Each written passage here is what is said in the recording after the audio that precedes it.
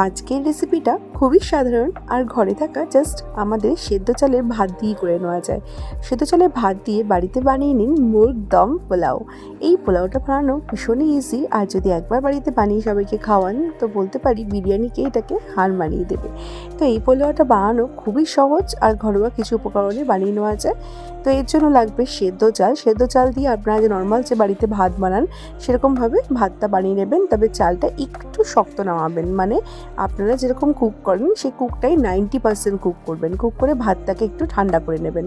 অপরদিকে সাদা তেলে এরকম বড় বড় সাইজের আলুকে একটু নুন দিয়ে একটু কড়া করে দুটো পিঠ ভালো করে ভেজে নিয়ে তুলে নিতে হবে।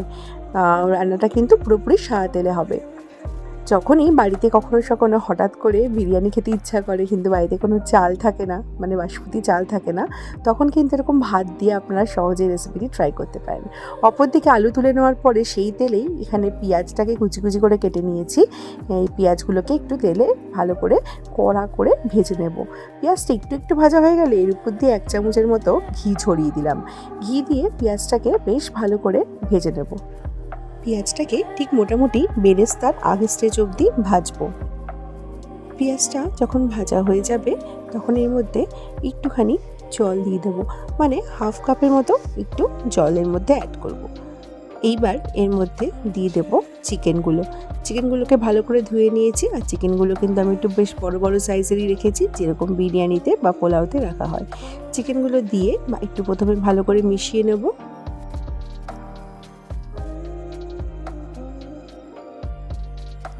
এবার চিকেনের মধ্যে দিয়ে দেবো আদা রসুনের বাটা আর দিয়ে দেবো স্বাদ অনুযায়ী নুন। এখানে আমি একটু বিরিয়ানির মশলা বাড়িতেই বানিয়ে রেখেছিলাম, তো বাড়ি বানানো বিরিয়ানি মশলা আমি এখানে ইউজ করছি। তো এর আগের অনেক রেসিপিতেই আমি বাড়িতে কী করে বিরিয়ানি মশলা বানাই সেটা আমি শেয়ার করেছি, তো আজকে নতুন করে শেয়ার করলাম না। তো আপনারা ঘরে বানানো বিরিয়ানি মশলা অথবা বাড়িতে বাইরে মানে দোকানে যেরকম বিরিয়ানি মশলা কেনা যায় সেটাও ইউজ করতে পারেন এই রেসিপির জন্য। দিয়ে দিচ্ছি 1 চামচের মতো শুকনো লঙ্কার গুঁড়ো, আর সামান্য স্বাদের ব্যালেন্সের জন্য এখানে দিয়ে দেবো 1 টিস্পুনের মতো চিনি। দিয়ে এটাকে ভালো করে মিশিয়ে নেওয়ার পরে এখানে বিরিয়ানির মশলা আমি 1 থেকে 1.5 চামচের মতো ইউজ করছি। এই বিরিয়ানি মশলাটাকে বানাবার জন্য জায়ত্রী, জয়ফল সব কিছু মানে আস্ত যে মশলাগুলো পাওয়া যায় ওগুলোকে শুকনো রোস্ট করে আমি গুঁড়ো করে নিয়েছি। এখানে আমি 2 থেকে 3 চামচের মতো টক দই দিয়ে দেবো।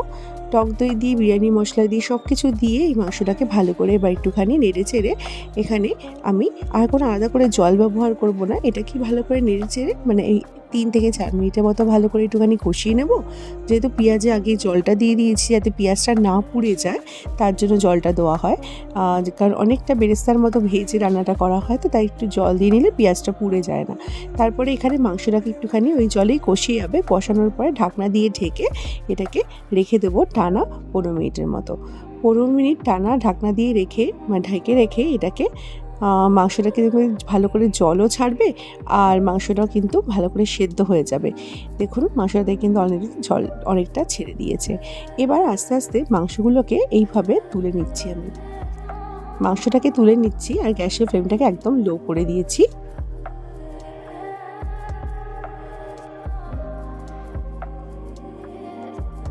এবার এই ঝোলগুলোর মধ্যেই দিয়ে দেব আমার ভেজে রাখা আলুগুলো। 15 মিনিটের মধ্যে মাঝখানে একবার ঢাকনাটাকে তুলে মাংসটাকে একটুখানি উল্টে পাল্টে নিয়েছিলাম, তো সেটা কিন্তু আপনারাও একটুখানি করে নেবেন। 15 মিনিটের মধ্যে হাফ যখন হয়ে যাবে তখন একটুখানি ঢাকনাটাকে খুলে মাংসটাকে একটুখানি উল্টে পাল্টে নেড়ে নেবেন।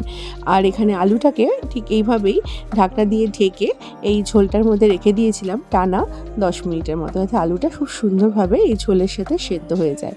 তাতে কী হয়েছে, আলুর অনেকটা জলও টেনে নিয়েছে ঝোলের থেকে। এবার বাকি যে ঝোলটা আছে ওটাকে একটা ছাঁকনির মধ্যে একটুখানি ছেঁকে নিচ্ছি।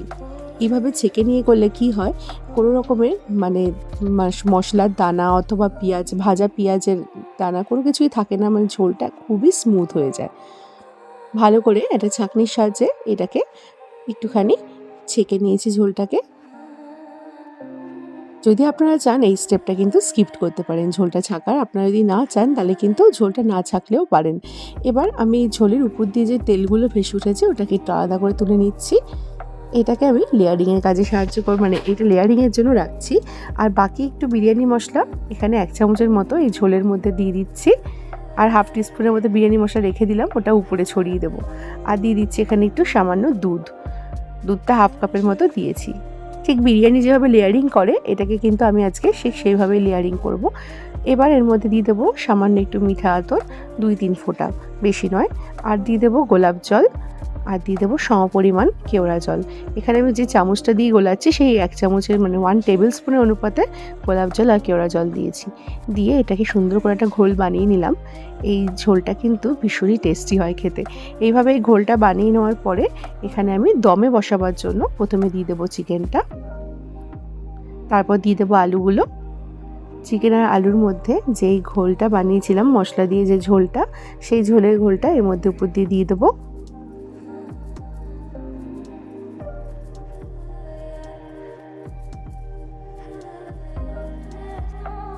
এইবার আমি এর মধ্যে ঘরে বানানো ভাত, মানে যেটাকে আমি 90% কুক করেছি, একদম ঝরঝরা করে নিয়েছি ভাতটাকে কুক করার পরে ভাতের মারটাকে ফেলে দেওয়ার পরে আমি ভাতটাকে একটু ঠান্ডা জলে ধুয়ে নিয়েছি। ধুয়ে এটাকে একটুখানি ফ্যানের তলায় শুকিয়ে নিলেই এরকম একদম ঝুরঝুরে হয়ে যাবে।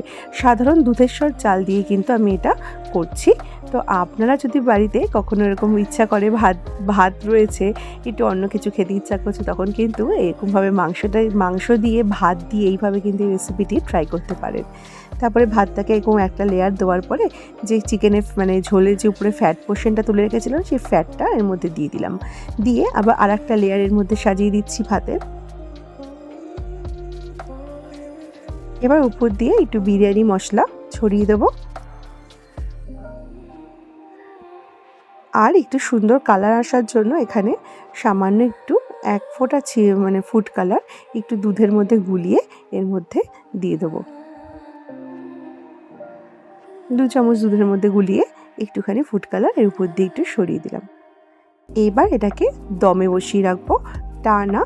আমি মানে একদম লো ফ্লেমে যেভাবে বিরিয়ানি দমে বসাই, একটা তাওয়ার উপরে আমি এটাকে দমে বসিয়ে রেখে দেবো টানা 15 মিনিট। খুব বেশি দমে বসাবো না, 15 মিনিট দমে রাখবো। তারপরে আমি এটাকে একটুখানি মানে ঢাকনাটাকে খুলে এটাকে সুন্দরভাবে ঠিক পোলাও যেভাবে মেশায় ঠিক সেইভাবে এটাকে মিশিয়ে নেব। এটাকে এই জন্য মেশাবো, যেহেতু আমি এটাকে দমে পোলাও বলেছি, ওই জন্য ফার্স্টে দম দেওয়ার পরে এটাকে ভালো করে মিশিয়ে নিতে হবে। যখন এটাকে মেশাবো তখন তাওয়াটাকে সরিয়ে এটাকে কিন্তু ডিরেক্ট গ্যাসের ফ্লেমে আমি বসিয়ে দিচ্ছি। আর গ্যাসের ফ্লেমটাকে কিন্তু একদম লোতে রেখেছি। এটা যখন আপনারা মেশাবেন পোলাওটা তখন কিন্তু গ্যাসের ফ্লেমটাকে মনে করে একদম লোতে করে দেবেন। আর না হলে যদি তাওয়ার মধ্যে বসিয়ে রেখে এটাকে মেশান তাহলে গ্যাসের ফ্লেমটাকে হাই করে দেবেন। তারপরে গরম গরম পরিবেশনের পালা।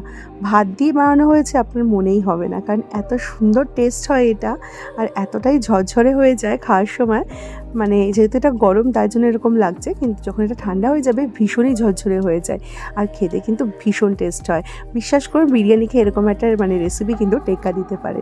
এইভাবে কিন্তু সাধারণ ঘরে থাকা ভাত দিয়ে মাঝে সাঝে এইভাবে আপনারা বানিয়ে নিতে পারেন। ঘরে থাকা ভাতের উপকরণে এরকম একটা মানে সুস্বাদু মানে স্টাইলের একটা পোলাও। এই দমে পোলাওটা বানানো কিন্তু ভীষণই ইজি। যদি প্রত্যেকটা স্টেপ আমি যেভাবে দেখিয়েছি ওইভাবে করে থাকেন তাহলে কিন্তু কোনো অংশে মানে কেনা বিরিয়ানির থেকে স্বাদের দিক দিয়ে এটা কম লাগবে না। তো চলুন বন্ধুরা, আপনারাও ঘরে একটিবার হলে এরকমভাবে রেসিপিটি একবার ট্রাই করতে পারেন। বাচ্চা কাচ্চা কিন্তু ভীষণই ভালো খাবে রেসিপিটি। আর যদি ট্রাই করেন তাহলে কমেন্ট জানাবেন রেসিপিটি আপনাদের কীরকম লাগলো। আজকের মতো এই পর্যন্তই, আবার চলে আসবে নতুন রেসিপির সাথে। সবাই ভালো থাকবেন, সুস্থ থাকবেন। Thank you for watching this video.